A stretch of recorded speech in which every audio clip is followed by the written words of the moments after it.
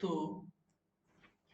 आप सभी का एक बार फिर से स्वागत है YouTube के इस बेहतरीन प्लेटफॉर्म पे, जहाँ पे मैं भरत प्रकाश सिंह आप सभी को आज बताने वाला हूँ कि इतिहास की प्रमुख घटनाओं के बारे में। आप बस इतना कीजिएगा कि जो भी पॉइंट्स मैं बताऊंगा उसको आप प्रॉपर नोट कर लीजिएगा। प्रॉपर नोट कर लीजिएगा। मैं इतना 100% गारंटी बता रहा हूँ कि अगर जिस भी टॉपिक से, अगर जितने भी टॉपिक ये मैंने बताए हैं, अगर इस टॉपिक से क्वेश्चंस कोई भी आते हैं तो आप 100% उस क्वेश्चंस को आप कर जाओगे। ये मेरी गारंटी है, क्योंकि मैं एक टॉपिक जो बताऊंगा ना, तो उसके बारे में थोड़ा बहुत एक्सप्लेन, उसका कुछ एक्स्ट्रा नॉलेज भी आपको बताऊंगा। तो आप सभी से बस यही रिक्वेस्ट है, वीडियो को लास्ट तक देखिएगा और प्रॉपर देखिएगा, ठीक है। और जो भी पॉइंट्स होंगे उसको आप नोट डाउन कीजिएगा, वीडियो को पॉज करके या प्ले करके, जैसे भी आपको नोट करना है जरूर नोट कीजिएगा, क्योंकि बहुत ही महत्वपूर्ण वीडियो है ये।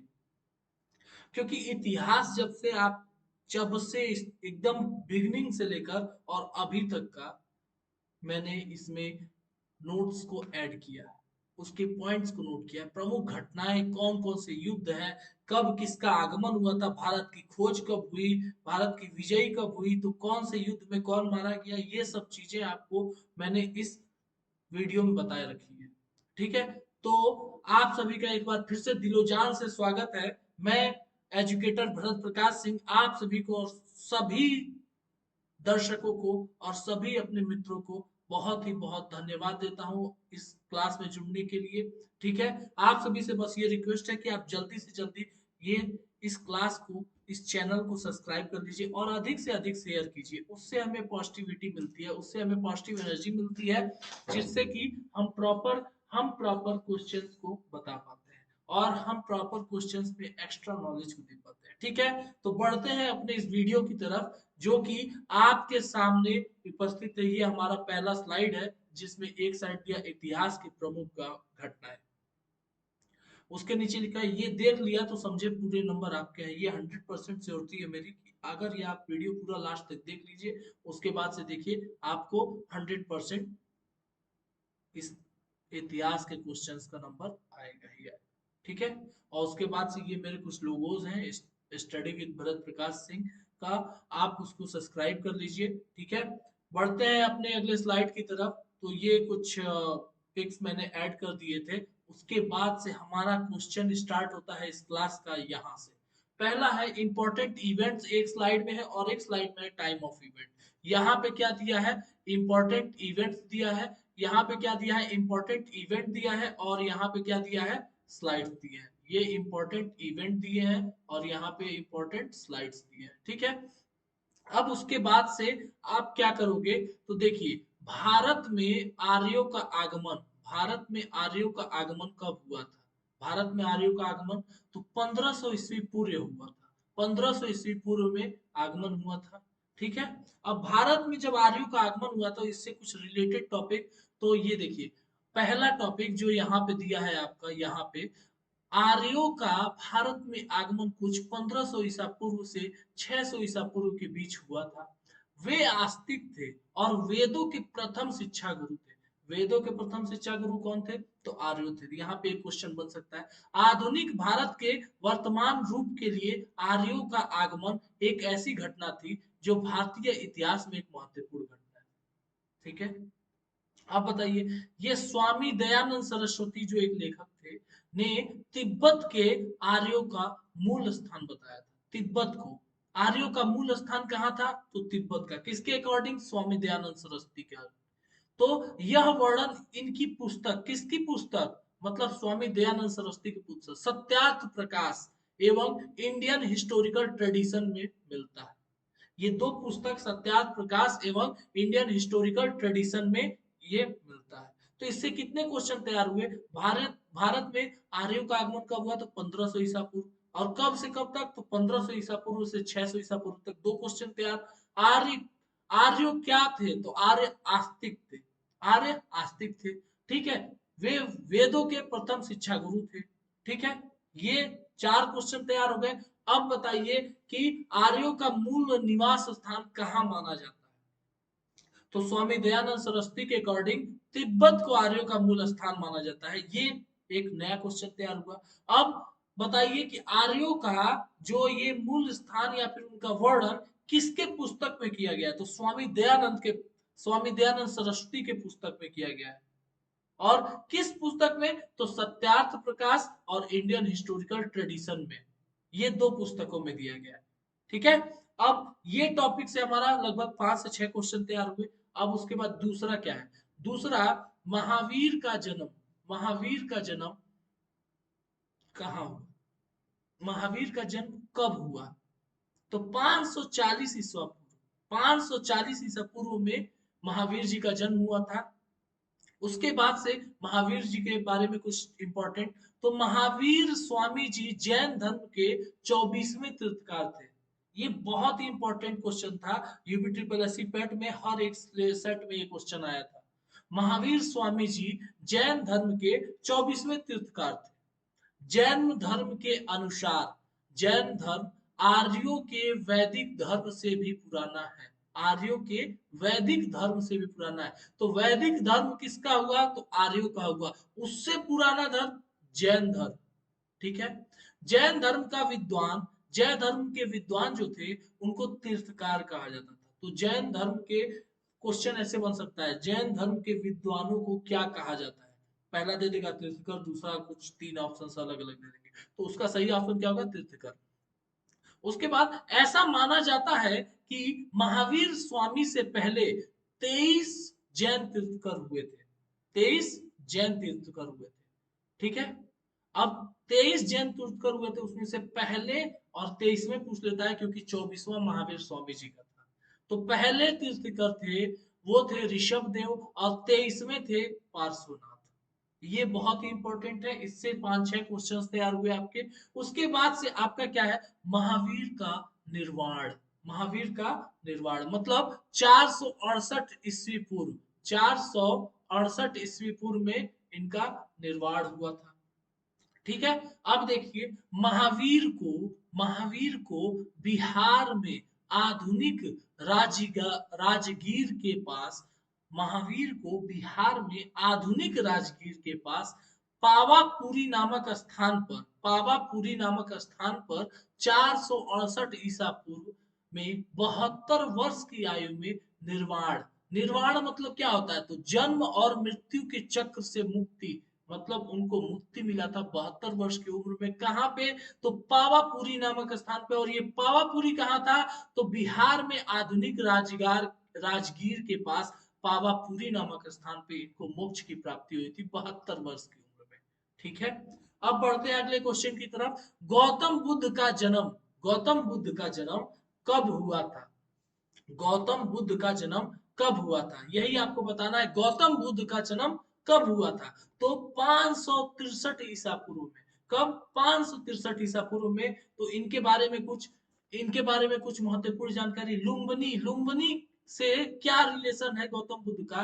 तो लुम्बिनी वो था जो गौतम बुद्ध के जन्म स्थान के रूप में प्रसिद्ध था। तो मतलब पूछ देगा कि गौतम बुद्ध का जन्म स्थान क्या था? तो लुम्बिनी, लुम्बिनी था। ठीक है, अब बोध गया, बोध गया इनसे क्या रिलेशन है? तो इसी स्थान पर गौतम बुद्ध को एक वृक्ष के नीचे ज्ञान प्राप्त किया था। वृक्ष के नीचे ज्ञान प्राप्त किया। तो पूछ देगा कि गौतम बुद्ध को कहाँ पे ज्ञान की प्राप्ति कहाँ हुई थी? तो बोध गया में। कहाँ पे? बोध गया में, वृक्ष के नीचे। ठीक है, सारनाथ से क्या रिलेशन है? तो सारनाथ से गौतम बुद्ध का यह रिलेशन है कि यहीं से उन्होंने धर्म चक्र परिवर्तन, धर्म चक्र परिवर्तन प्रारंभ किया था। धर्म चक्र परिवर्तन प्रारंभ किया था गौतम बुद्ध। पूछ देगा गौतम बुद्ध कहाँ से धर्म चक्र परिवर्तन किए थे? तो सारनाथ से। अब उसके बाद कुशीनगर, कुशीनगर क्या है? तो कुशीनगर से यह इंपॉर्टेंट है उनके लिए कि गौतम बुद्ध उत्तर प्रदेश के देवरिया जिले में स्थित इसी जगह पर, किस जगह पे? कुशीनगर। इसी जगह पर महात्मा बुद्ध का महापरिनिर्वाण मतलब मोक्ष की प्राप्ति हुई थी। मोक्ष की प्राप्ति हुई थी। यहाँ पर बुद्ध के 8 स्तूपों में से एक स्तूप बना है। 8 स्तूपों में से एक स्तूप बना है जहां बुद्ध की अस्थियां रखी थी, जहां बुद्ध की अस्थियां। तो क्वेश्चन कैसे पूछेगा? क्वेश्चन पूछेगा महात्मा बुद्ध का जन्म कहाँ हुआ था, तो लुम्बिनी में हुआ था। उनको ज्ञान की प्राप्ति कहाँ हुई थी, तो बोध गया हुआ था। उन्होंने धर्म चक्र का परिवर्तन कहाँ से किया, तो सारनाथ से किया। उनका मोक्ष की प्राप्ति कहाँ हुई, तो कुशीनगर में। और सबसे इंपॉर्टेंट क्वेश्चन कि गौतम बुद्ध के अस्थियों को कहाँ रखा गया था, तो गौतम बुद्ध के अस्थियों को कहाँ रखा गया था, तो 8 स्तूप उनके टोटल थे, जिनमें से एक स्तूप आपका उत्तर प्रदेश के देवरिया जिले में कुशीनगर में एक स्तूप बना है, जहां पे उनकी अस्थियां रखी गई थी। तो ये बहुत ही इंपॉर्टेंट है। ठीक है, अब देखिए श्रावस्ती का स्तूप, श्रावस्ती का स्तूप से क्या रिलेशन है, तो बहराइच से 15 किमी दूर सहेठ महेठ नामक गांव, बहराइच से 15 किमी दूर सहेठ महेठ नामक गांव ही प्राचीन श्रावस्ती है। प्राचीन श्रावस्ती है, मतलब पहले वो सहेठ महेठ था, अब वो श्रावस्ती है। तो क्वेश्चन ये भी बन सकता है कि किस गांव के नाम पर अब श्रावस्ती नाम पड़ा, तो आपका ऑप्शन में दिया रहेगा सहेठ महेठ, वही हो जाएगा आपका सही आंसर। तो वहां पे एक श्रावस्ती है, स्थान पर 27 सालों तक भगवान बुद्ध रहे थे। इसी स्थान पर कहाँ पे, श्रावस्ती में 27 साल तक भगवान बुद्ध रहे थे। अब यहाँ पे बौद्ध धर्मशाला है तथा बौद्ध मठ और भगवान बुद्ध का मंदिर भी है। समझ में आई बात, भगवान बुद्ध का मंदिर भी है। तो इससे हमें क्या क्या प्राप्त चला, ये सिर्फ श्रावस्ती की स्तूप से क्या प्राप्त चला, तो यहाँ पे भगवान सबसे ज्यादा लंबे समय मतलब 27 साल तक यहाँ पे रहे थे।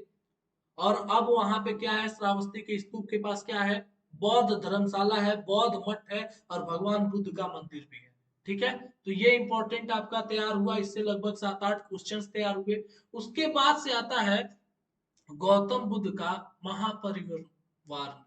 महापरिनिर्वाण कहाँ हुआ, तो वो आपको मैंने ऑलरेडी बता दिया था, ये कुशीनगर।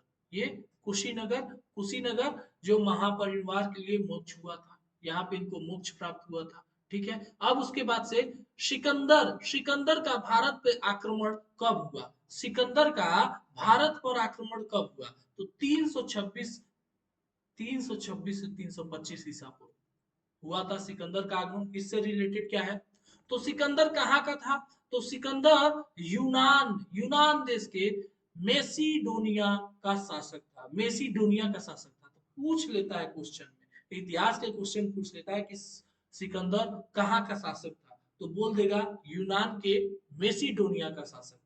ठीक है, और उसके पिता का नाम क्या था, तो उसके पिता का नाम फिलिप द्वितीय था। सिकंदर विश्व विजय की महत्वाकांक्षी रखता था। अपनी इस महत्वाकांक्षा को साकार करने के लिए उसने भारत पर 326 और 327 ईसा पूर्व में भारत पर आक्रमण किया। सिकंदर के भारत पर आक्रमण से राजनीतिक, राजनीतिक एकीकरण का प्रोत्साहन मिला, जिससे छोटे बड़े राज्य विलीन हो गए, जिससे छोटे बड़े, छोटे राज्य बड़े राज्यों में विलीन हो गए। राजनीतिक एकीकरण में प्रोत्साहन मिला। भारत पे जब ये आक्रमण किया था ना, तो सिकंदर के भारत पे आक्रमण करने से राजनीति में प्रोत्साहन मिला, राजनीति एकीकरण में प्रोत्साहन मिला। कैसे मिला, तो जो छोटे छोटे राज्य थे ना, वो बड़े राज्यों में विलीन हो गए, वो बड़े राज्यों में विलीन हो गए। ठीक है, अगला क्वेश्चन क्या है, तो अगला क्वेश्चन है अशोक द्वारा कलिंग पर विजय कब प्राप्त हुआ, अशोक द्वारा, सम्राट अशोक द्वारा कलिंग पर विजय कब हुआ, तो 261 ईस्वी पूर्व। कितने समय पहले, 261 ईस्वी पूर्व। ठीक है, 261 ईस्वी पूर्व। अब इससे रिलेटेड क्या है, तो सम्राट अशोक, यह युद्ध महान मौर्य सम्राट अशोक द्वारा और राजा अनंत पद्मनाभन के बीच 262 ईस्वी पूर्व में कलिंग, कलिंग में हुआ था, जो कि अब जो आज कहाँ पे है, तो जो आज उड़ीसा राज्य में है, उड़ीसा राज्य में है, वहां पे लड़ा गया था। अशोक ने युद्ध में पद्मनाभन को राजा अनंत पद्मनाभन को पराजित किया था, पराजित कर दिया था, जिसके परिणाम स्वरूप कलिंग पर विजय प्राप्त की और मौर्य साम्राज्य में इसको मिला लिया। किसको, किसको मिला लिया, तो उस साम्राज्य को मौर्य साम्राज्य में मिला लिया। अशोक के अभिलेख, अशोक के कितने अभिलेख, तो 3 अभिलेख। कौन सा, पहला शिलालेख, दूसरा स्तंभ लेख, तीसरा गोलेख। ठीक है, तो ये पूछ लेता है बहुत इंपॉर्टेंट कि अशोक के कितने अभिलेख हैं। तो अशोक के निम्न 3 अभिलेख हैं, शिलालेख, स्तंभलेख, गोलेख। ठीक है। अब देखो, पूछ लेगा कि अशोक के स्तंभों की संख्या कितनी है, तो आप लिखोगे अशोक के स्तंभ लेखों की संख्या कितनी है, 7 है। अशोक के स्तंभ लेखों की संख्या 7 है। अब पूछ लेगा कि अशोक के शिलालेखों की संख्या कितनी है और इसकी खोज किसने की थी, ऐसे पूछेगा। पहले पूछ लेगा अशोक के शिलालेखों की संख्या कितनी थी, तो अशोक के शिलालेखों की संख्या कितनी, 14 थी। और इसकी खोज कब हुई थी, तो 1785 ईस्वी में हुई थी। 1750 ईस्वी में हुआ था, सॉरी 1750 ईस्वी में हुआ था। अशोक के शिलालेखों की खोज 1750 ईस्वी में टी फैंथलर ने की थी और इनकी संख्या 14 है। तो ये इंपॉर्टेंट इससे मिला। इतना मैं कर रहा हूं, आप एक चीज नहीं कर सकते, सब्सक्राइब कर लीजिए, शेयर कर लीजिए। ठीक है। बहुत ही इंपॉर्टेंट इंपॉर्टेंट वीडियोस आपको मिलते रहेंगे। ठीक है। अब पढ़ते हैं अगले क्वेश्चंस की तरफ। तो यहाँ पे अशोक द्वारा कलिंग पर विजयी हो चुका। अब आते हैं विक्रम संवत का आरंभ कब हुआ। विक्रम संवत का आरंभ कब हुआ, तो विक्रम संवत का आरंभ 58 ईस्वी पूर्व में हुआ। 58 ईस्वी पूर्व में हुआ। अब देखिए इससे रिलेटेड, तो देखिए जैन पुस्तक काल कार्य कथा, काल कार्य, काल का कार्य कथा, जैन पुस्तक, कौन सी पुस्तक, जैन पुस्तक काल का कार्य कथा में कहा गया है कि विक्रम युग 58 ईस्वी पूर्व की स्थापना शक पर राजा विक्रमादित्य की जीत के बाद हुई थी। लेकिन कुछ विद्वानों ने इस युग का स्थापना का श्रेय शीथो-पार्थियन शासक एंजेस को देते हैं। ठीक है। जैन पुस्तक के आधार पे 58 ईसा पूर्व हुआ था और शक पर राजा विक्रमादित्य के जीत के बाद इसका हुआ था। लेकिन कुछ विद्वान क्या मानते हैं कि श्रेय शीथो-पार्थियन शासक एंजियस को देते हैं इसका उद्गम। ठीक है। अगला क्वेश्चन है शक संवत का आरंभ कब हुआ था। शक संवत का आरंभ कब हुआ था, तो 78 ईसा पूर्व, 78 78 ईसा पूर्व हुआ था। तो इससे इंपॉर्टेंट क्या है, शक संवत राष्ट्रीय शाके अथवा शक संवत भारतीय का राष्ट्रीय कैलेंडर, भारतीय का राष्ट्रीय कैलेंडर, यह 78 ईस्वी पूर्व से प्रारंभ हुआ था। चैत्र 1 1879 शक संवत 1 को इसे आधिकारिक रूप से विधिवत अपनाया गया। कब अपनाया गया, तो ये पूछ देगा कि राष्ट्रीय कैलेंडर को कब अपनाया गया, तो चैत्र 1 1879 मतलब 1879 शक संवत को इस आधिकारिक रूप से विधिवत अपनाया गया था। ठीक है। अगला हिजरी संवत का आरंभ कब हुआ, तो 622 ईसा पूर्व हिजरी संवत का आरंभ। उससे रिलेटेड, तो हिजरी कैलेंडर का आरंभ 16 जुलाई 622 को हुआ। ऐसा कहा जाता है कि इस दिन इस्लाम के प्रवर्तक हजरत मोहम्मद मक्का छोड़कर मदीना को प्रस्थान कर गए थे। इस घटना को हिजरत और हिजरी संवत चंद्र वर्ष के आधार पर आधारित मानते हैं। इसमें एक नया क्वेश्चन क्या मिला, इस्लाम धर्म के प्रवर्तक कौन थे, तो हजरत मोहम्मद, हजरत मोहम्मद थे। तो हिजरी कैलेंडर का आरंभ कब हुआ, तो 16 जुलाई 16 जुलाई 622 को हुआ। ठीक है। अगला क्वेश्चन है फहान, फहान की यात्रा, फहान की भारत यात्रा कब थी, तो 405 ईसा पूर्व, 405 से 411, 405 से 11 ईसा पूर्व में फहान की यात्रा हुई थी। अब इससे रिलेटेड क्या है, तो इससे रिलेटेड ये है कि चौथी शताब्दी में फहियान नामक एक बौद्ध भिक्षु अपने 3 अन्य भिक्षुओं के साथ भारत आया था। अब इसी एक लाइन में कितने क्वेश्चन तैयार हुए आप खुद देखो। पूछ लेगा कि फहान कब भारत आया था, किस शताब्दी में आया था, तो पहला आंसर चौथी शताब्दी। ठीक है। तो फहान कौन था, तो फहान एक बौद्ध भिक्षु था। ठीक है। अब फहान के साथ और कितने लोग आए थे, तो फहान के साथ उसके 3 अन्य भिक्षु साथी भी आए थे। कितने क्वेश्चन? 3 क्वेश्चन तैयार हुए ना।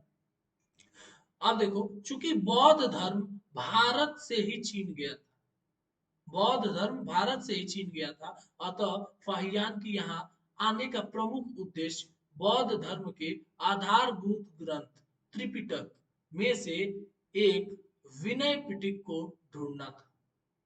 इससे कितने क्वेश्चन तैयार? तो पूछ देगा कि बौद्ध धर्म कहाँ से आया, चीन में बौद्ध धर्म कहाँ से आया था? तो भारत से गया था। उसके बाद से फाहियान के भारत आने का प्रमुख उद्देश्य क्या था? तो उसका हो जाएगा कि उसका जो बौद्ध धर्म का आधारभूत ग्रंथ था त्रिपिटक, उसमें से एक विनय पिटक को ढूंढने के लिए आया था। और पूछ देगा कि बौद्ध धर्म का आधारभूत ग्रंथ कौन सा है? तो त्रिपिटक। उसका एक कौन सा है? तो विनय पिटक। कितने क्वेश्चन? लगभग 6-7 क्वेश्चन इससे तैयार हुए। ठीक है, तो ऐसे ही मैं वीडियोस बना के डालता रहूंगा, जिससे आपके एक क्वेश्चन से लगभग 7-8 क्वेश्चन तैयार होंगे। आप प्रॉपरली बस अपने नोट्स में नोट डाउन करेंगे और इसको प्रॉपरली आप याद कर लेंगे, तो आप इतिहास में महारत हासिल करोगे, ये मेरी गारंटी है। ठीक है, अब उसके बाद से हर्षवर्धन का शासन। हर्षवर्धन का शासन क्या कहलाता है? हर्षवर्धन का शासन कब था? तो 606 से 647 ईसा पूर्व। 606 से 647 ईसा पूर्व। क्या है हर्षवर्धन से रिलेटेड? तो हर्षवर्धन की साम्राज्य की राजधानी कन्नौज थी। उसने 606 ईस्वी से 647 ईस्वी तक शासन किया था। उसकी साम्राज्य पंजाब से उत्तरी उड़ीसा तथा हिमालय से नर्मदा नदी के तट पर फैला हुआ था। कितने क्वेश्चन तैयार हुए जी? तो बोल देगा कि हर्षवर्धन की राजधानी कहाँ थी, हर्षवर्धन साम्राज्य की राजधानी कहाँ थी? तो बोल दोगे कन्नौज थी। उनका शासन कितने समय तक था? तो 606 से 647 ईसा पूर्व था। समझ में आई बात? 606 से 47 ईसा पूर्व था। ठीक है, कितने साल के? 41। तो उसका साम्राज्य कहाँ तक फैला हुआ था? तो बोल देगा पंजाब से उत्तरी उड़ीसा, हिमालय से नर्मदा नदी के तट पर फैला हुआ था। तो नर्मदा पूछ लेगा कि हर्षवर्धन का साम्राज्य किस नदी के तट पर फैला था? तो वो आप तुरंत बोलोगे नर्मदा नदी के तट पर। या फिर क्वेश्चन ऐसे पूछ लेगा कि नर्मदा नदी के तट पर किस साम्राज्य का, कौन सा साम्राज्य फैला हुआ था? तो बोलोगे हर्षवर्धन का साम्राज्य फैला हुआ था। समझ में आई बात? उसके बाद से बढ़ते हैं अगले क्वेश्चन की तरफ। क्या बोला? हेन सांग की भारत यात्रा। हेन सांग की भारत यात्रा कब हुई थी? तो हेन सांग की भारत यात्रा 630 ईसा पूर्व। 630 ईसा पूर्व। कैसे इससे रिलेटेड? तो हेन सांग एक चीनी बौद्ध यात्री था जो हर्ष के समय भारत आया था। वह बौद्ध स्थलों के दर्शन एवं बौद्ध ग्रंथों के अध्ययन करने के उद्देश्य से भारत आया था, जिसने 630 और 614 ईस्वी के बीच भारत की यात्रा की। तो हैन सांग कौन था? तो चीनी बौद्ध यात्री था जो हर्ष के समय भारत आया था। वह बौद्ध स्थलों के दर्शन एवं बौद्ध ग्रंथों के अध्ययन करने हेतु उद्देश्य से आया था भारत। तो बोलेगा कि हेन सांग भारत किस उद्देश्य से आया था? तो बौद्ध स्थलों के दर्शन और बौद्ध ग्रंथों के अध्ययन करने के लिए आया था। तो हेन सांग किस समय तक रहा था? कितने समय तक रहा था? तो उसने 630 से 614 ईस्वी तक भारत में रहा था। ठीक है, इतने क्वेश्चन हुए तैयार। अब देखिए, सोमनाथ मंदिर, जो सोमनाथ मंदिर है उस पर आक्रमण कब हुआ था? तो 1025 ईसा पूर्व। 1025 तो देखो, साल 1024 मतलब 1026 में मोहम्मद गजनवी ने सोमनाथ मंदिर को नष्ट कर दिया था। सोमनाथ मंदिर को किसने नष्ट किया था? तो मोहम्मद गजनवी ने। कब? तो 1026 में। अब कहा जाता है कि अरबी यात्री अल बरूनी के अपने यात्रा वृत्तांत में मंदिर का उल्लेख देख गजनवी करीब 5,000 साथियों के साथ इस मंदिर पर हमला कर दिया। तो बोलेगा कि गजनवी कितने साथियों के साथ हमला किया था। तो 5,000 साथियों के साथ सोमनाथ मंदिर पर हमला किया था।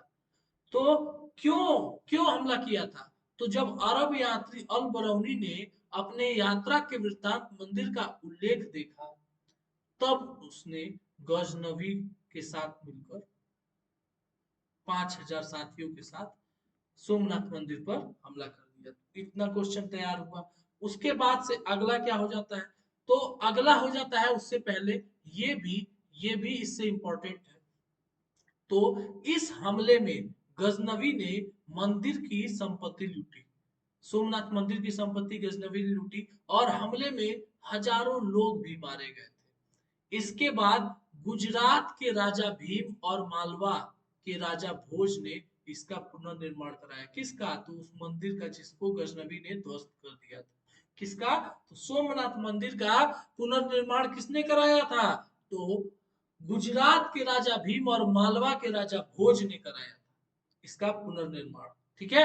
अब अगला क्वेश्चन, तो अगला क्वेश्चन के लिए हम आगे बढ़ते हैं। आप तुरंत पहले चैनल को सब्सक्राइब कीजिए और शेयर कीजिए। ठीक है। अब देखिए तराइन का प्रथम युद्ध कब हुआ था? तो 1191 ईस्वी में। कब हुआ था? 1191 ईस्वी में। इससे रिलेटेड क्या है? तो 1191 ईस्वी में तराइन का प्रथम युद्ध में पृथ्वीराज चौहान ने मोहम्मद गोरी को पराजित किया। तराइन का युद्ध किसके और किसके बीच हुआ था? ये क्वेश्चन बनेगा। तो बोलेंगे पृथ्वीराज चौहान और मोहम्मद गोरी के बीच में। तो तराइन के युद्ध में किसकी विजय हुई थी? तो पृथ्वीराज चौहान की हुई थी। तो तराइन युद्ध में किसने किसको परास्त किया था? तो तराइन के युद्ध में पृथ्वीराज चौहान ने मोहम्मद गोरी को परास्त किया था।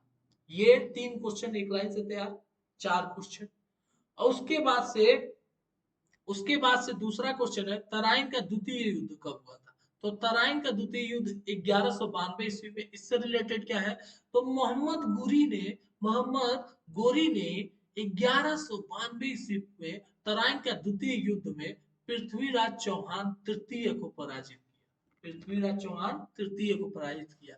दूसरे युद्ध में, पहले युद्ध में मोहम्मद गोरी हार गया, तो दूसरे युद्ध में मोहम्मद गोरी ने पृथ्वीराज चौहान तृतीय को पराजित कर दिया। ठीक है। अब उसके बाद मोहम्मद गोरी ने 1194 ईस्वी में चंदावर के युद्ध में, किसके? चंदावर के युद्ध में राजा जयचंद को भी पराजित किया। 1191 में हारा किससे? पृथ्वीराज चौहान से मोहम्मद गोरी हार गया। फिर 1192 में क्या मोहम्मद गोरी ने पृथ्वीराज चौहान तृतीय को हरा दिया।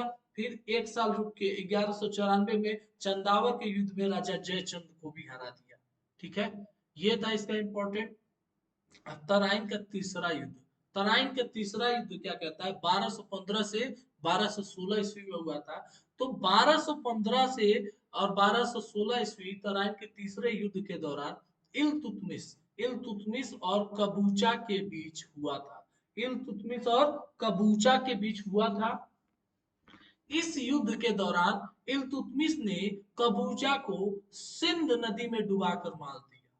सिंध नदी में डुबाकर मार डाला। किसने? इल्तुतमिश ने कबूचा को। ठीक है।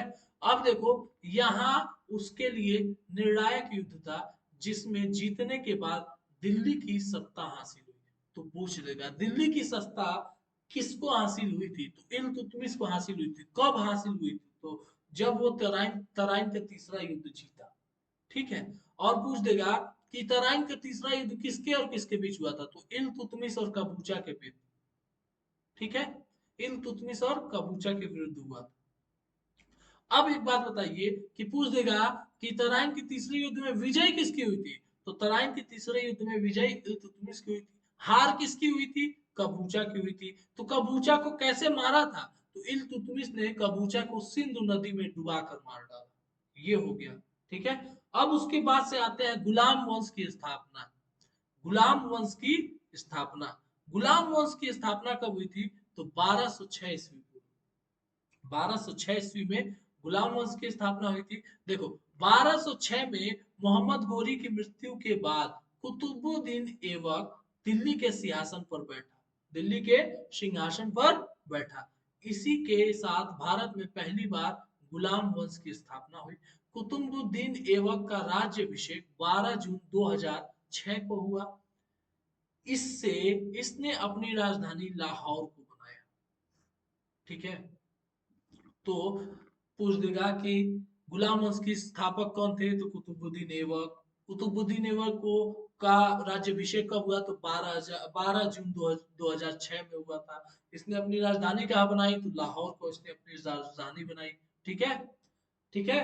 तो भारत में पहली बार गुलाम वंश की स्थापना कब हुई, तो 1206 ईस्वी में हुई थी। समझ में आई बात। उसके बाद से आते हैं वास्को डिगामा का भारत आगमन। वास्को डिगामा का भारत आगमन, तो वास्को डिगामा का भारत आगमन कब हुआ था, 1498 ईस्वी में। 1498 ईस्वी में। अब देखिए कैसे हुआ था। 8 जुलाई सन 1497 को पुर्तगाली नाविक वास्को डिगामा भारत की खोज से निकला था। भारत की खोज के लिए निकला था। 8 जुलाई 1497 को पुर्तगाली नाविक वास्को डिगामा भारत की खोज में निकला था। वह 20 मई 1498 को केरल के कोझिकोड जिले के कालीकट कापड़ गांव पहुंचा था। कितना क्वेश्चन तैयार हुआ आप खुद देखिए। वास्को डिगामा कौन था, तो एक पुर्तगाली था। तो वास्को डिगामा का मतलब वास्को डिगामा करता क्या था, तो वो पुर्तगाली नाविक था। कब वो निकला था भारत की खोज के लिए, तो 8 जुलाई 1497। ध्यान रखिए कब निकला था और कब किया था, इसमें बहुत अंतर है। तो निकला था 8 जुलाई 1497 को, और उसने ढूंढा कब भारत को, तो 20 मई 1498 को। अब 20 मई 1498 को सबसे पहले वो भारत के कहां पे पहुंचा था, तो कोझिकोड जिले के कालीकट, जिसको कापड़ गांव कहते हैं, वहीं पहुंचा था। ठीक है, इतने क्वेश्चन थे यार। अब उसके बाद आते हैं पानीपत का प्रथम युद्ध। पानीपत का प्रथम युद्ध कब हुआ था, 1526 ईस्वी। पानीपत का प्रथम युद्ध, पानीपत का प्रथम युद्ध 21 अप्रैल 1526 किसके बीच, तो बाबर एवं इब्राहिम लोदी के बीच हुआ था। और इस युद्ध में किसकी जीत हुई थी, तो इस युद्ध में बाबर की जीत हुई थी। पानीपत का अब द्वितीय युद्ध, पानीपत का द्वितीय युद्ध कब हुआ था, तो 1556 ईस्वी में। 1556 ईस्वी में जब हुआ था, तो देखिए पानीपत का द्वितीय युद्ध 5 नवंबर 1556। मैंने डेट भी ऐड किया है, आप लोग ध्यान से इसको नोट कर लीजिए, क्योंकि अब क्वेश्चंस बहुत सारे एग्जाम में डेट पे पूछ रहा है। तो पानीपत का द्वितीय युद्ध कब हुआ था, तो 5 नवंबर 1556 में। किसके, तो बैरम खां, अकबर के सेनापति जो थे बैरम खां, उसके बाद एवं हेमचंद जो हकीम शाह सूरी का सेनापति था। इस युद्ध में अकबर की जीत हुई। इस युद्ध में अकबर की। तो बोल देगा कि पानीपत का द्वितीय युद्ध कब हुआ था, तो 5 नवंबर 1556। किसके किसके बीच हुआ था, तो बैरम खां और हेमूचंद, हेमू या फिर हेमचंद के बीच हुआ था। तो बैरम खां कौन था, तो अकबर का सेनापति था। हेमचंद कौन था, तो हकीम शाह सूरी का सेनापति था। इस युद्ध में जीत किसकी हुई, तो अकबर की हुई, यानी कि बैरम खां की। समझ में आया, जब बैरम खां जीता तभी तो अकबर की जीत हुई। ठीक है, तो अगले क्वेश्चन की तरफ बढ़ते हैं। पानीपत का द्वितीय युद्ध हो गया। अब उसके बाद से आते हैं पानीपत का तृतीय युद्ध। पानीपत का तृतीय युद्ध कब हुआ था, 1761 में। 1761 में। तो अब देखिए यहां पे देखिए पानीपत का तीसरी लड़ाई 1761 में अफगान आक्रमणकारी, अफगान आक्रमणकारी, ध्यान दीजिएगा कौन, तो अफगान आक्रमणकारी अहमद शाह अब्दाली और पुणे के सदाशिवराव भाऊ पेशवा के तहत मराठों के बीच लड़ा गया। यह लड़ाई अहमद शाह अब्दाली ने सदी शिवराव भाऊ को हरा कर जीत लिया था। यह हार इतिहास की में मराठों की सबसे बुरी हार। बहुत ही इंपॉर्टेंट टॉपिक, बहुत ही इंपॉर्टेंट। पूछ देगा कि इतिहास में मराठों की सबसे बुरी हार कौन सी थी, तो पानीपत की तीसरी लड़ाई, पानीपत की तीसरी युद्ध ही मराठों का सबसे बुरी हार थी। जिसमें कौन हारा था, सदाशिवराव भाऊ हारे थे। कहाँ के, पुणे के।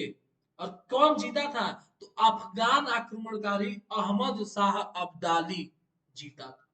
कब जीता था, 1761।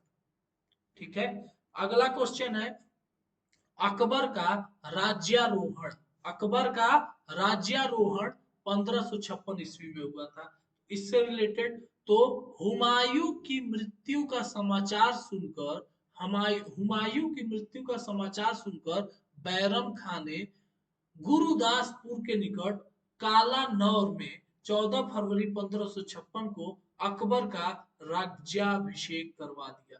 किसकी मृत्यु, किसकी मृत्यु, हुमायूं की मृत्यु का समाचार सुनकर किसने, बैरम खान ने गुरुदासपुर के निकट कालानौर में 14 फरवरी 1556 को अकबर का राज्याभिषेक करवा दिया। अकबर का राज्याभिषेक कब हुआ, तो 14 फरवरी 1556 ईस्वी को। और किसने करवाया था, तो उसके सेनापति बैरम खान ने।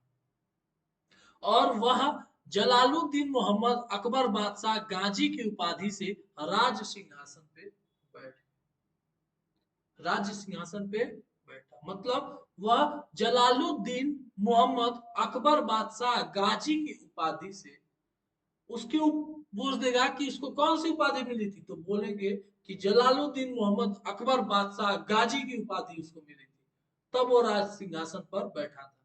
राज्याभिषेक के समय अकबर की आयु कितनी थी, तो अकबर की आयु मात्र और मात्र 13 वर्ष 4 महीने की थी, 13 वर्ष और 4 महीने की थी। ये हो गया अकबर से रिलेटेड। हल्दी घाटी का युद्ध कब हुआ था, 1576 ईस्वी में। हल्दी घाटी का युद्ध कब हुआ था, तो 1576 ईस्वी में। तो हल्दी घाटी का युद्ध 15 जून 1576 के मेवाड़ के राजा महाराणा प्रताप और मुगल सम्राट अकबर के सेना के बीच लड़ा गया था। अकबर की सेना का नेतृत्व आमेर के राजा मान सिंह प्रथम ने किया था, जबकि इस युद्ध में महाराणा प्रताप को मुख्य रूप से भील जनजाति का सहयोग मिला था।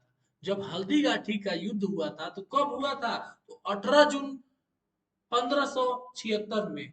कब हुआ था, 18 जून 1576 में। किसके किसके बीच, तो मेवाड़ के महाराणा प्रताप और मुगल सम्राट अकबर के बीच हुआ था। तो हल्दी घाटी युद्ध में पूछ देगा, हल्दी घाटी युद्ध में अकबर की सेना का नेतृत्व कौन किया था, तो आमेर के राजा मान सिंह प्रथम ने उसका नेतृत्व किया था। और इस युद्ध में महाराणा प्रताप को किसका सहयोग मिला था, तो भील जनजाति का सहयोग मिला था। ये सबसे इंपॉर्टेंट पॉइंट है।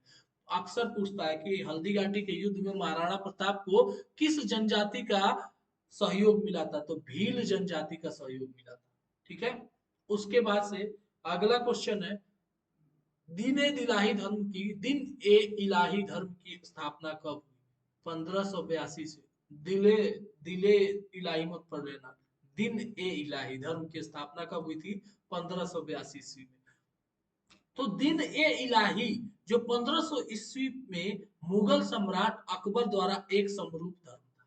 तो दिन ए इलाही धर्म का संस्थापक कौन, कौन, अकबर। कौन, मुगल सम्राट अकबर। जिससे, जिसमें, किसमें, ये जो दीन इलाही धर्म था, जिसमें सभी धर्मों के मूल तत्वों को डाला। इसमें प्रमुखता किसकी थी, तो हिंदी एवं इस्लाम धर्म के प्रमुखता थी। कौन सा, दीन इलाही धर्म में किसकी, किस धर्म की प्रमुखता थी, ऐसे क्वेश्चन पूछेगा। दीन ए इलाही धर्म में किस धर्म की प्रमुखता थी, तो आपको बताना हिंदू एवं इस्लाम धर्म की प्रमुखता थी। और इनके अलावा पारसी, जैन एवं ईसाई धर्म के मूल विचारों को भी सम्मिलित किया गया था। अब क्वेश्चन ऐसे भी पूछ सकता है कि दीने इलाही जो धर्म था, दीने इलाही जो धर्म था, उसमें प्रमुख धर्म के अलावा किन किन धर्मों के मूल विचारों को सम्मिलित किया गया था, तो एक आंसर देगा, एक ऑप्शन दिया होगा पारसी, जैन एवं ईसाई धर्म के मूल विचारों को, तो वही आपका सही हो जाएगा। इससे ये प्राप्त हुआ। प्लासी का युद्ध, प्लासी का युद्ध कब हुआ था, 1757 ईस्वी में। इससे रिलेटेड क्या है, तो प्लासी का युद्ध, प्लासी का पहला युद्ध 23 जून 1757 के मुर्शिदाबाद के दक्षिण में 22 मील दूर नदिया जिले में भागीरथी नदी के किनारे प्लासी नामक स्थान में हुआ था। प्लासी नामक स्थान में हुआ था। किस नदी के किनारे हुआ था, तो भागीरथी नदी के किनारे। तो कहां से? मुर्शिदाबाद के दक्षिण में कितने दूर? 22 मील दूर। कब? 23 जून 1757 को। तो उसके बाद इस युद्ध में एक ओर ब्रिटिश इंडिया कंपनी की सेना थी, तो दूसरी ओर बंगाल के नवाब की सेना थी। ठीक है, बंगाल के नवाब की सेना थी। कंपनी की सेना रॉबर्ट क्लाइव के नेतृत्व में नवाब सिराजुद्दौला को हरा दिया। अब पूछेगा कि प्लासी का पहला युद्ध किसके किसके बीच हुआ था, तो बोल देगा। पहले तो इसका दो आंसर हो सकता है, बोल देगा। पहले बोल, आंसर क्या होगा? ईस्ट इंडिया कंपनी और बंगाल के नवाब के बीच। और दूसरा आंसर क्या हो सकता है? ईस्ट इंडिया कंपनी के जो ब्रिटिश इंडिया, जो रॉबर्ट क्लाइव के नेतृत्व में, और किसके बीच? सिराजुद्दौला, जो कौन थे? बंगाल के नवाब सिराजुद्दौला के बीच हुआ था। हार किसकी हुई थी? सिराजुद्दौला की हुई थी। जीत किसकी हुई थी? रॉबर्ट क्लाइव, जो कि East India Company, British East India Company जीत गई थी। ठीक है, उसके बाद से आते हैं बक्सर का युद्ध। बक्सर का युद्ध कब हुआ था? तो 1764 ईस्वी में। बक्सर का युद्ध कब हुआ था? तो 1764 ईस्वी में हुआ था। और जब बक्सर का युद्ध हुआ था तो उससे रिलेटेड, तो बक्सर का युद्ध 22 या 23 अक्टूबर 1764 में बक्सर नगर के आसपास ईस्ट इंडिया कंपनी के हेक्टर मुनरो और मुगल तथा नवाबों की सेनाओं के बीच लड़ा गया था। बंगाल के नवाब मीर कासिम, अवध के नवाब सुआजुद्दौला तथा मुगल बादशाह शाह आलम द्वितीय की संयुक्त सेना अंग्रेजी कंपनी से लड़ रही थी। कितनी सेना? एक तरफ 3 सेना और एक तरफ सिर्फ ईस्ट इंडिया कंपनी। एक तरफ कौन था? बंगाल का नवाब मीर कासिम था, अवध का नवाब सिराजुद्दौला था, और मुगल बादशाह शाह आलम द्वितीय। इनकी तीनों की संयुक्त सेना लड़ रही थी। लड़ाई में अंग्रेजों की जीत हुई। लड़ाई में अंग्रेजों की जीत हुई। इसके परिणाम में पश्चिम बंगाल, जब अंग्रेजों की जीत हुई तो उसका परिणाम जो निकला, उसके उसके खिलाफ, जब अंग्रेजों की सेना से हार हो गई तो उसके परिणाम स्वरूप पश्चिम बंगाल, बिहार, झारखंड, उड़ीसा, बांग्लादेश की दीवानी और राजस्व अधिकार अंग्रेजी कंपनी के हाथ में चला गया। समझ में आई बात? मीन्स बक्सर के युद्ध में आपको क्या प्राप्त हुआ? दीवानी और राजस्व अधिकार कहाँ चला गया? अंग्रेजी कंपनी के हाथ में चला गया। ठीक है, उसके बाद से क्या हुआ? तो उसके बाद से 1793, जब ये बंगाल में स्थायी बंदोबस्त लागू हुआ। कब हुआ? 1793। स्थायी बंदोबस्त कब लागू हुआ? 1793 में लागू हुआ। अब जब 1793 में जब लागू हुआ, तो उससे रिलेटेड, तो 1793 में लॉर्ड कॉर्नवालिस द्वारा बंगाल में राजस्व का स्थायी बंदोबस्त शुरू किया गया था। स्थायी समझौता जमींदारों और ईस्ट इंडिया के कंपनी के बीच एक समझौता था, जिसमें बहुत सारे पॉइंट्स थे। उसके लिए अलग से मैं एक वीडियो बनाऊंगा। ठीक है, इस स्थायी बंदोबस्त में जमींदारों को भूमि का प्राथमिक स्वामित्व मिला और कंपनी को देय राजस्व तय की। कंपनी को देय राजस्व मतलब टैक्स तय किया गया, लेकिन जमींदारों की भूमि का मेन ओनर किसको बनाया गया? जमींदारों को बनाया गया, जब इस समझौता को पास कराया गया। तो ये सबसे बड़ी बात थी उस समय के लिए। तो बंगाल का स्थायी बंदोबस्त हो गया। अब उसके बाद बंगाल का प्रथम विभाजन कब हुआ? तो 1905 में। बंगाल का प्रथम विभाजन हुआ 1905 में। क्या है इसका मेन पॉइंट? तो भारत के तत्कालीन वायसराय कर्जन, उस समय कर्जन कौन, वायसराय कौन था? तो कर्जन थे। कर्जन द्वारा किया गया था। भारत का तत्कालीन वायसराय कर्जन के द्वारा किया गया था। एक मुस्लिम बहुल प्रांत को का सृजन के उद्देश्य से ही भारत के बंगाल को दो भागों में बांट दिए जाने का निर्णय लिया।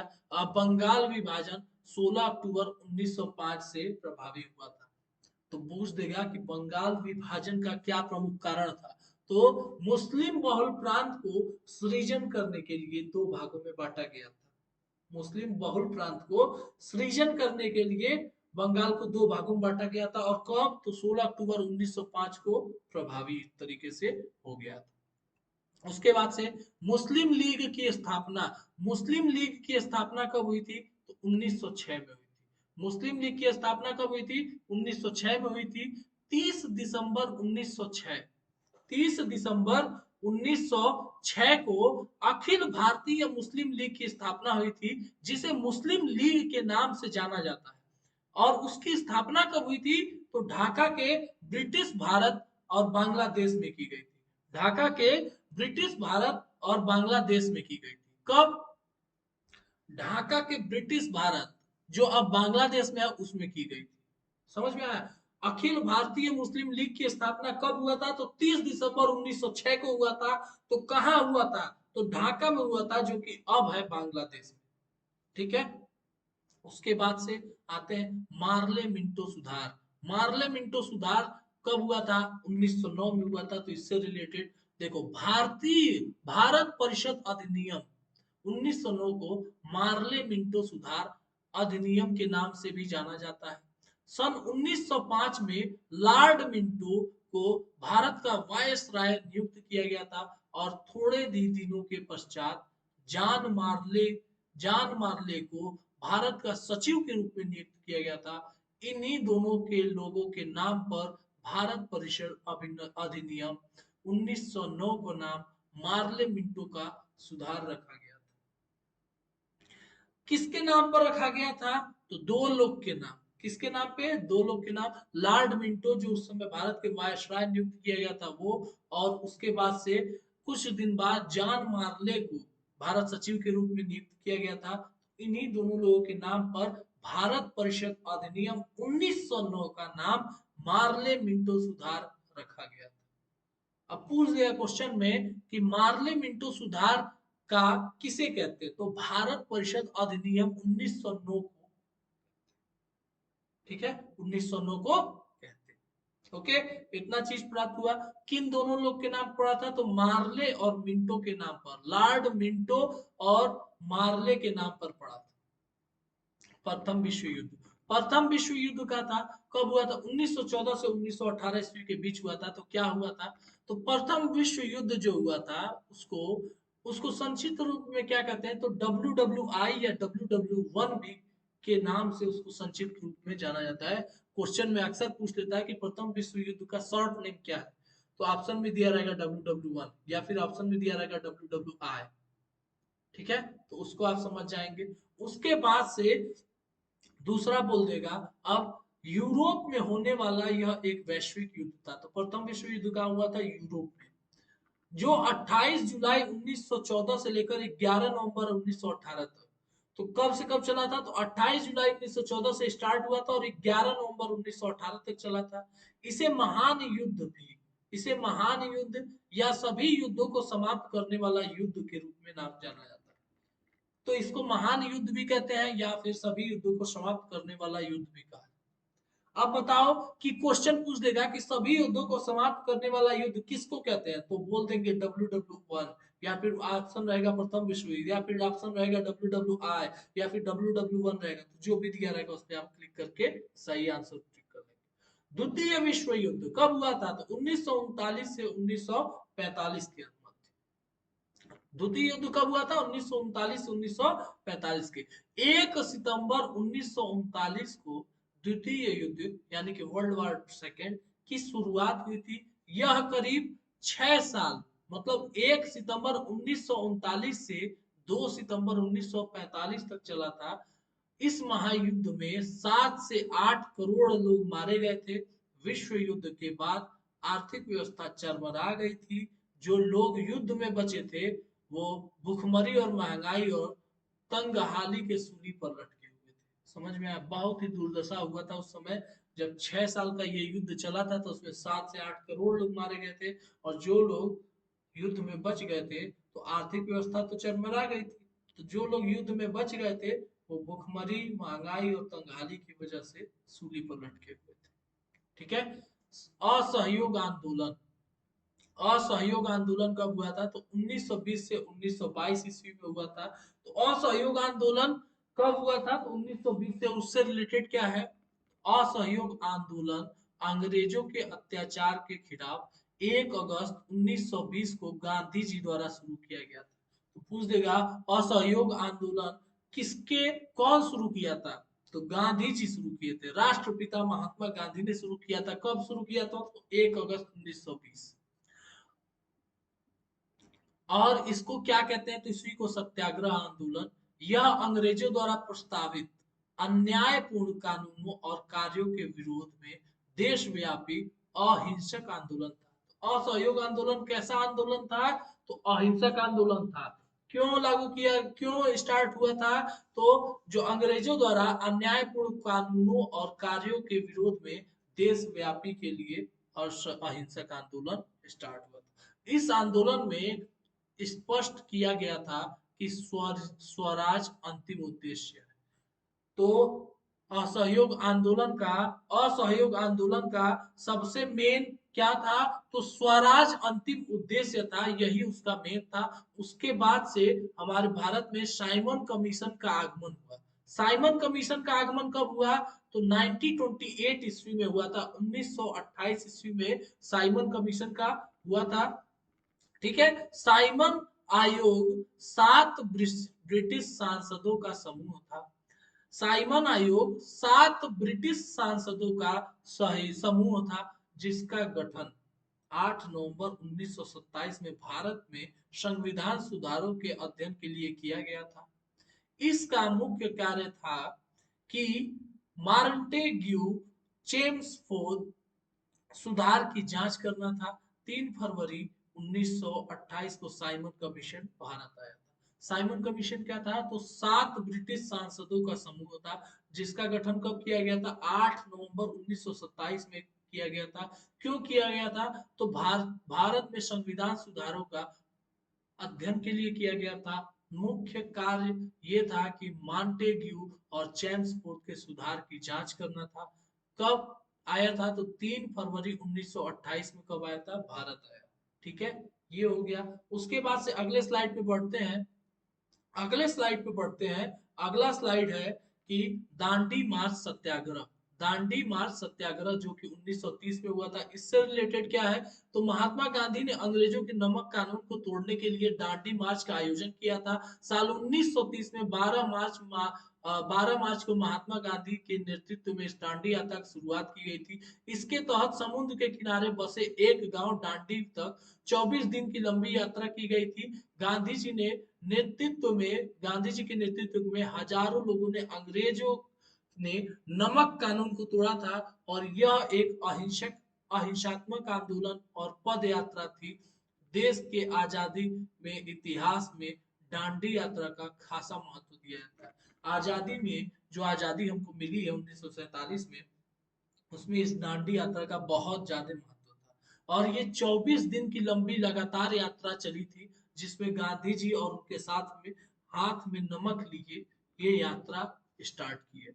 समझ में आई बात? ये यात्रा 24 दिन तक चली थी। ठीक है। अब गांधी इरविन समझौता जो कि 1931 में हुई थी, इससे रिलेटेड 5 मार्च सन 1931 को लंदन द्वितीय गोलमेज सम्मेलन के पूर्व महात्मा गांधी और तत्कालीन वायसराय लॉर्ड इरविन के बीच राजनीतिक समझौता हुई थी, जिसे गांधी इरविन समझौता कहते हैं। इसे दिल्ली पैक्ट के नाम से भी जाना जाता है। तो दिल्ली पैक्ट को क्या कहते हैं? तो गांधी इरविन समझौता का दूसरा नाम दिल्ली पैक्ट कहलाता है।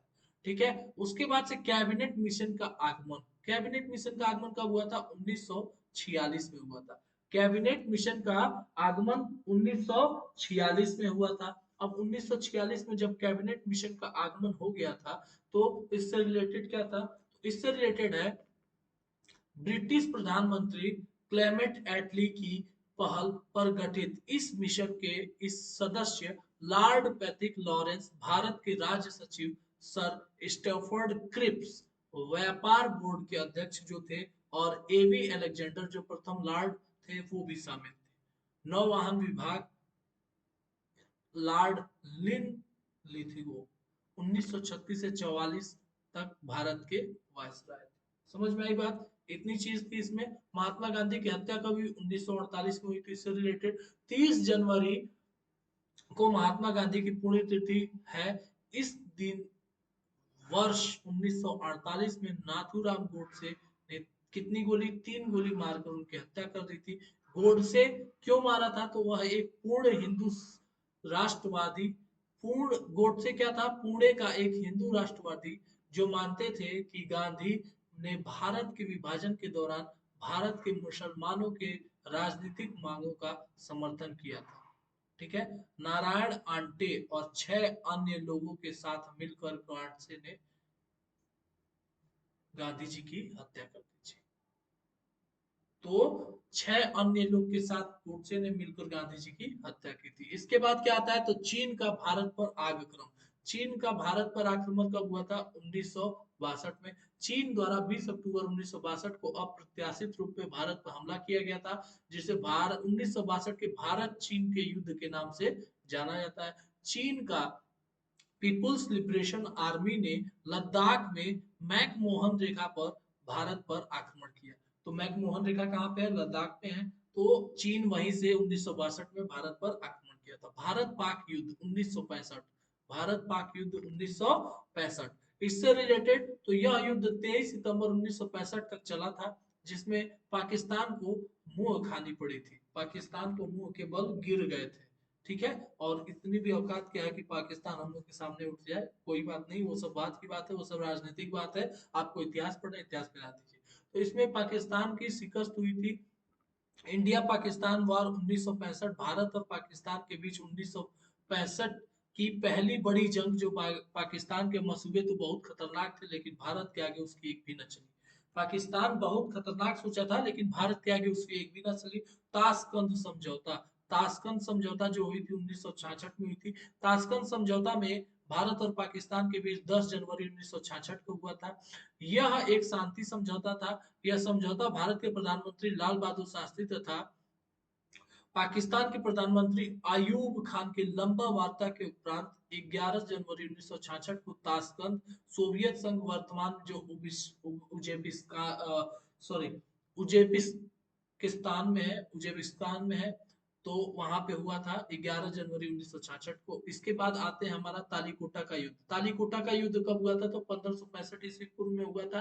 तालीकोटा का युद्ध 1565 ईस्वी में हुआ था, जिसका इंपॉर्टेंट क्या है? तो यह युद्ध 23 जनवरी 1565 ईस्वी में दक्कन के सल्तनतों और विजयनगर साम्राज्य के बीच लड़ा गया था। ठीक है। राम राय की पराजय व उसकी मौत के बाद विजयनगर शहर को निर्ममता पूर्वक लूटा गया। तालकोटा के युद्ध में जब राम राय की पराजय हो गई, तो विजयनगर शहर को निर्ममता पूर्वक लूट लिया गया। प्रथम आंग्ल मैसूर युद्ध 1776 से 1769, इसमें क्या हुआ था?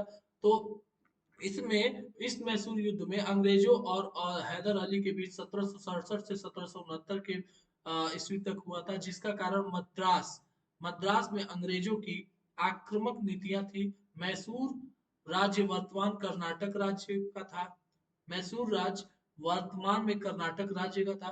मैसूर राज्य में चकिया कृष्ण राय नामक का शासक का राज्य था। मद्रास की संधि हैदर अली ने अंग्रेजों के खिलाफ जीत हासिल की थी। मद्रास की संधि हैदर अली ने अंग्रेजों के खिलाफ जीत हासिल की थी। 1769 में एक रक्षा संधि संपन्न हुई थी। रक्षा संधि कब संपन्न हुई थी? तो 1769 में हुई थी। किसके प्रति? जब हैदर अली ने संधि की थी अंग्रेजों को हरा कर था। द्वितीय आंग्ल मैसूर युद्ध 1780 से 1784 हुआ था। इसमें क्या हुआ था? 1780 के दौरान बंगाल के गवर्नर जनरल वारेन हेस्टिंग्स, इस युद्ध में हैदर अली ने मराठों और हैदराबाद के निजाम के साथ मिलकर अंग्रेजी सेना के साथ युद्ध किया। अंग्रेज कर्नल बेली को हराकर अंग्रेज कर्नल बेली को हराकर कर्नाटक की राजधानी अर्काट पर अधिकार कर लिया। उस समय कर्नाटक की राजधानी क्या थी? अर्काट पर अधिकार कर लिया। 1771 में मराठों ने मैसूर पर हमला किया। 1771 में मराठों ने मैसूर पर हमला किया, लेकिन अंग्रेजों ने मद्रास की संधि का सम्मान करने से इनकार कर दिया। मद्रास की संधि जो हुई थी उसको इनकार कर दिया और हैदर अली को समर्थन नहीं दिया। परिणाम स्वरूप हैदर अली ने अपने प्रदेशों पर मराठों पर कब्जा हो गया। परिणाम स्वरूप इसका क्या हुआ? हैदर अली के प्रदेशों पर मराठों का कब्जा हो गया। इसलिए वहां पे धोखाधड़ी हुई थी। तृतीय आंग्ल मैसूर युद्ध जो कि 1790 से 1792 के बीच हुई थी। तो तृतीय आंग्ल युद्ध 1790 यानी कि वर्ष 1790 में टीपू सुल्तान ने अपनी बुद्धि से जनरल मेडोज के नेतृत्व में ब्रिटिश सेना को हरा दिया था। टीपू सुल्तान ने लगाया अपना बुद्धि और हरा दिया अंग्रेजों को, और जो कि उसके जनरल मेडोज को बहुत ही बुरी तरीके से हरा दिया था। वर्ष 1791 में लॉर्ड कॉर्नवालिस ने नेतृत्व संभाला। तीसरा एंग्लो मैसूर युद्ध 1790 से 1792 और श्रीरंगपत्तनम 1792 की संधि के साथ समाप्त हुआ। कब समाप्त हुआ? 1792 में। और कैसे? तो श्रीरंगपत्तनम की जो संधि हुई थी वहां पे समाप्त हुआ था। यह टीपू सुल्तान और कॉर्नवालिस के बीच हस्ताक्षरित किया गया था। किसके बीच? टीपू सुल्तान और कॉर्नवालिस के बीच। कौन सी युद्ध? तृतीय आंग्ल मैसूर युद्ध को हस्ताक्षरित किया गया था। ठीक है। उसके बाद चतुर्थ आंग्ल मैसूर युद्ध कब हुआ था? तो 1799 ईस्वी में। तो चौथा आंग्ल मैसूर युद्ध 1798 से 99 में दक्षिण भारत में ब्रिटिश ईस्ट इंडिया कंपनी और हैदराबाद दक्कन के खिलाफ मैसूर साम्राज्य के बीच एक संघर्ष था। यह आंग्ल मैसूर के हुए युद्धों में चौथी और अंतिम लड़ाई थी। अंग्रेजों ने मैसूर की राजधानी पर कब्जा कर लिया। यह युद्ध के शासक टीपू सुल्तान की मौत हो गई। मतलब टीपू सुल्तान की कब मौत हुई थी? तो टीपू सुल्तान की मौत थी चौथे आंग्ल मैसूर युद्ध जो कि 1798 और 99 में हुआ था। मतलब टीपू सुल्तान की मौत 1799। कारगिल युद्ध जो कि 1999। कारगिल युद्ध में क्या हुआ था? कारगिल युद्ध जिसे ऑपरेशन विजय के नाम से जाना जाता है, कारगिल युद्ध को क्या बोलते हैं? ऑपरेशन विजय बोलते हैं। आप ये याद रखिएगा, क्वेश्चन पूछ सकता है। भारत और पाकिस्तान के बीच मई और जुलाई 1999 के बीच कश्मीर के कारगिल जिले में एक सशस्त्र संघर्ष का नाम है। पाकिस्तान की सेना और कश्मीरी उग्रवादियों ने भारत और पाकिस्तान के बीच की नियंत्रण रेखा पार करके भारत की जमीन पर कब्जा करने की कोशिश की थी, जिसमें वो नाकाम रहे थे। तो कारगिल युद्ध किसको ऑपरेशन विजय के नाम से जानते हैं। प्रथम गोलमेज सम्मेलन कब हुआ था? तो 1930 में हुआ था। प्रथम गोलमेज सम्मेलन 1930 में हुआ था। प्रथम गोलमेज सम्मेलन 1930 में आयोजित किया गया, जिसमें देश के प्रमुख नेता शामिल नहीं हुए। इस कारण अंततः यह बैठक निरर्थक साबित हुई। यह आधिकारिक तौर पर जॉर्ज पंचम ने 12 नवंबर 1930 को प्रारंभ किया। इसकी अध्यक्षता ब्रिटेन के प्रधानमंत्री रामसे मैकडॉनल्ड ने की थी। तो बोल देगा प्रथम गोलमेज सम्मेलन कब हुआ था? 1930 में हुआ था। इसमें ये सार्थक हुई थी कि निरर्थक हुई थी? तो निरर्थक हुई थी। और इसका प्रारंभ किसने किया था? तो जॉर्ज पंचम ने किया था। इसकी अध्यक्षता किसने की थी? तो राम से मैकडॉनल्ड ने की थी। ठीक है। द्वितीय गोलमेज सम्मेलन जो कि 1931 में हुआ था, इससे रिलेटेड क्या है? तो द्वितीय गोलमेज सम्मेलन ने 7 सितंबर 1931 को शुरू हुआ था, जिसमें कांग्रेस ने भी भाग लिया था, और 1 दिसंबर 1931 को समाप्त हुआ था।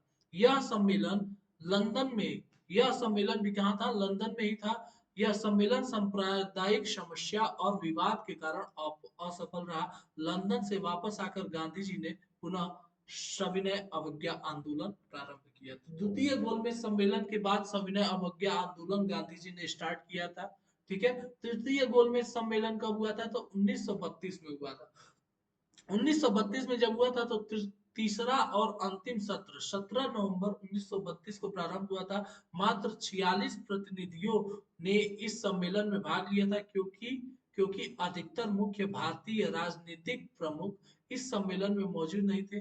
ब्रिटेन की लेबर पार्टी और भारतीय राष्ट्रीय कांग्रेस ने इस सत्र में भाग लेने से इनकार कर दिया था। तो भारतीय राष्ट्रीय कांग्रेस ने कौन से गोलमेज सम्मेलन को इनकार किया था? तो तृतीय को।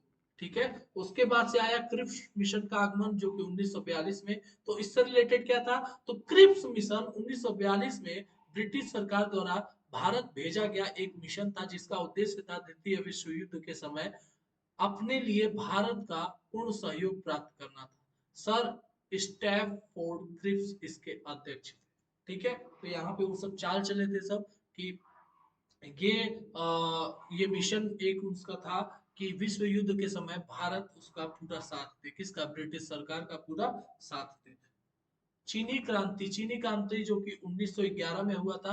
1911 में जब चीन की 1911 की क्रांति के फलस्वरूप चीन के अंतिम राजस्व चिंग राजवंश की समाप्ति हुई थी और चीनी गणतंत्र बना था। तो चीनी कब गणतंत्र बना था? 1911 में।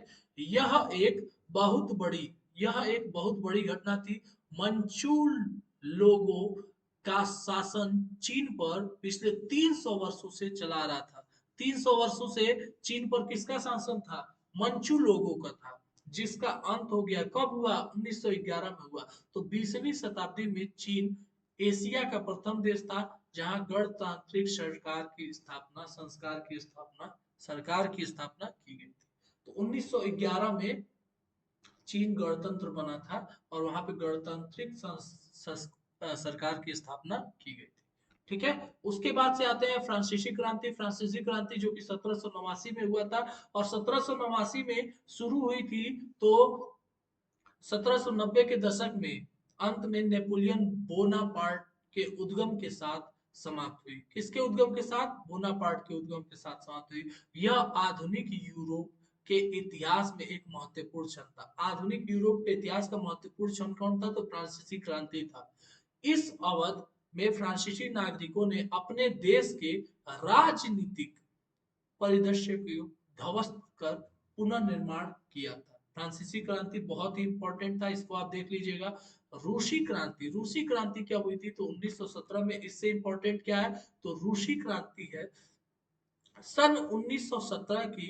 रूस की क्रांति विश्व इतिहास का सबसे महत्वपूर्ण घटना में से एक है। इसके परिणाम स्वरूप रूस से जार के स्वेच्छारी शासन का अंत हुआ था तथा रूसी सोवियत संघात्मक समाजवादी गणराज्य जो कि Russian Soviet federative socialist Republic की स्थापना हुई थी। यह क्रांति दो भागों में हुई थी, मार्च 1917 तथा अक्टूबर 1917 में। दो भागों में ये क्रांति हुई थी, रूसी क्रांति। ठीक है। उसके बाद से भारत को आजादी कब मिली थी? भारत को आजादी 1947 में मिली थी, जो कि हम लोग के लिए बहुत ही गर्व का दिन था। भारत 15 अगस्त 1947 को वह भाग्यशाली दिन था जब भारत को ब्रिटिश उपनिवेशवाद से स्वतंत्र घोषित किया गया और नियंत्रण की बागडोर देश के नेताओं को सौंप दी गई थी। ब्रिटिश अंग्रेजों को हमने भगा डाला था। हमारे देश के नेताओं जैसे लाल बहादुर शास्त्री, सुभाष चंद्र बोस, महात्मा गांधी, भगत सिंह, चंद्रशेखर आजाद जैसे बहुत सारे वीर ने अंग्रेजों को भगाया था। कब? 15 अगस्त 1947 को। और वहां से बागडोर देश के नेताओं ने संभाल लिया था। अपने भारत देश का नियंत्रण और उसका बागडोर देश के नेताओं ने संभाल लिया था। ठीक है। तो ये था हमारा अंतिम स्लाइड। देखिए, आप इस क्लास में प्रेजेंट हैं तो आप प्रॉपरली देखिए और क्लास को जरूर सब्सक्राइब कीजिए। तो भारत, हमारा देश 1947 को स्वतंत्र हुआ, तो इसी बात पे भारत माता की जय। जय हिंद, जय भारत। क्लास को जरूर सब्सक्राइब कीजिए, चैनल को सब्सक्राइब कीजिए। ऐसे बहुत सारे इंपॉर्टेंट वीडियोस मैं लेकर आने वाला हूं। बहुत जल्द ही मैं मिलूंगा आपसे।